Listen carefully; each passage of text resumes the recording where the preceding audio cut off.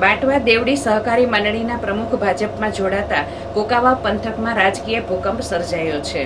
જિલ્લા મધ્યસ્થ સહકારી બેંકની ચૂંટણી જાહેર થતાં શ્રી દિલીપભાઈ સંઘાણીના નેતૃત્વમાં 20 બેઠકો બિનહરીફ થઈ છે, જ્યારે બાટવા દેવડી સેવા સહકારી મંડળીના પ્રમુખ અને કોંગ્રેસ અગ્રણી જસરાજભાઈ દેવસીભાઈ નાગાણી ભાજપમાં જોડાતા શ્રી સંઘાણી સહિત ભાજપ આગેવાનોએ ખેસ પહેરાવી આવકાર્યા હતા।